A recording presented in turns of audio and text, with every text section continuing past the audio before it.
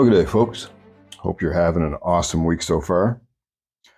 We're going to have a look at another knife today, and it's a fixed blade knife, but it's a bit of a different knife. It's a knife with a very specific use. But before we do that, I've got a shout out for you because I got another letter in the mail today. Came with a very nice card with some very encouraging and supportive comments, which this community is just absolutely great for. And that card came to us from Stan, over at Stan's Collector's Universe. Or more specifically, I think the channel name now is Collecting with Stan. So I think he says he's going to update his stickers, but Stan refers to himself as a collector of many things, and he's certainly that. He's got some really good knife content. He's got a lot of knives, a lot of different knives, a lot of knives you don't typically see, and some traditionals, some fixed blades, some moderns. He's got a little bit of everything. But he also collects a lot of other stuff. He collects comic books and things like that. So if you're a collector by heart and you like different things, you like knives, you like comics, whatever, then definitely go over and check Stan out because he's got a pretty good channel. And he's a pretty relaxed dude, and he's a vet too. So that's a good thing. Check him out.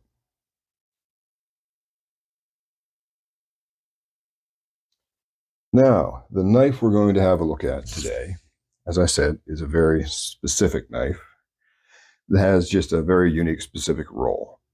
So it's not a knife you're going to see every day, and it's not a knife that most people are going to carry every day, because it's not even really a knife you would carry. And that knife is a beaver skinner. I think sometimes referred to as a beaver tail skinner because it kind of looks a bit like a beaver tail. But this knife is designed that way because, well, obviously by the name, it's used for skinning beaver. And it's something trappers would use to skin beaver. And that's why it has this very unique design. It is a very thin blade, particularly to the edge. And it has this blunted end, and it is sharpened right around that curve.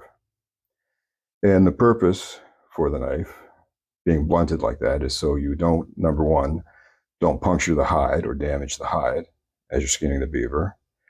And number two, so that you can get into some very detailed and specific areas, particularly up around the head and whatnot. So this one here is probably dates back to, I would say, the 70s, at least. There's no maker's mark on it of any kind. No marks anywhere.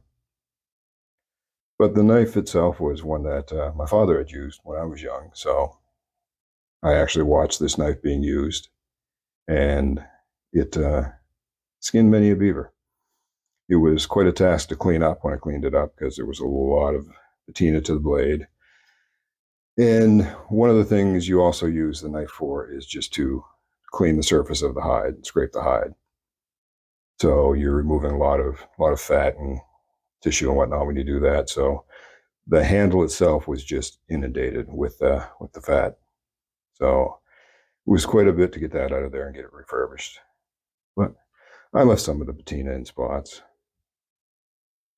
The knife itself measures in at 7.5 inches long. The blade is, we'll say all of 4 inches with a cutting edge, maybe 1/8 shy of 4 inches.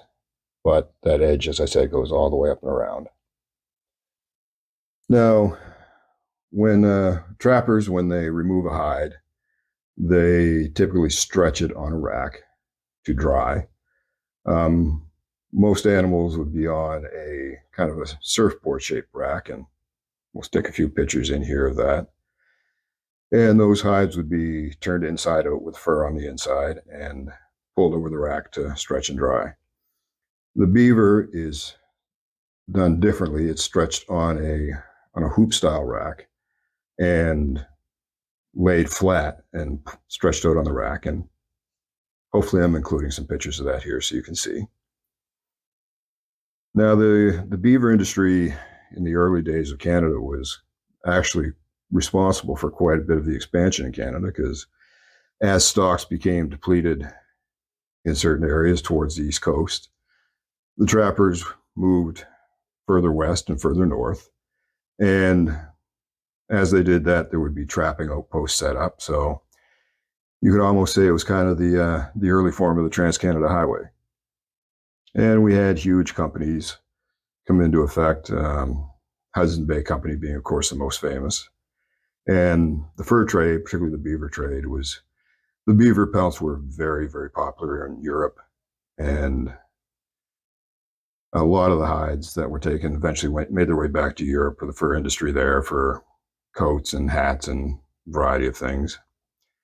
And if you hold on for 1 second, because I forgot to grab my paper, I actually have a listing from the 1700s of different things you could buy with beaver pelts. So bear with me 1 second. And just like that, with the magic of the pause button, I'm back. So just a quote from a webpage source. A 1733 standard of trade for the Fort Albany Hudson Bay Company Post outlines the cost of various items in beaver pelts. For example, one beaver pelt could buy either one brass kettle, 1 1/2 pounds of gunpowder, 1 pair of shoes, 2 shirts, a blanket. It could buy you 8 knives. It could buy you 2 pounds of sugar or a gallon of brandy. 10 to 12 pelts could buy a long gun, while 4 pelts would purchase a pistol. The Hudson Bay Company produced brass-made beaver tokens in the 1860s and continued to exchange pelts for tokens until 1955. And I have here, just as an example, here is a beaver fur mitten that was made for me up in northern Canada. And this is done in the Innu style. And these are, the beaver fur is just beautiful to feel. And there is no way your hands are getting cold wearing these mittens. Just beautiful mittens. The fur industry in Canada after the 1900s began to decline dramatically. And I remember when I was younger and trapping, it was mostly smaller critters, muskrats, mink, weasels, things like that. My father was doing the bigger stuff. One pelt, I think around that time in the early 80s would probably go for $100. But that in the 80s, it really took a nosedive and most people got out of the industry. But there you have it. That is a beaver skinner. Not much else you're going to use that knife for, I don't think. Be good for spreading peanut butter, I suppose. But anyway, folks, that is our look at the beaver skinner. So don't forget, go over and check out Collecting with Stan at Stan's Collector Universe and meet the man who is a collector of many things. I hope the rest of your week goes awesome and trouble-free. And before you know it, the weekend will be here. Y'all take care.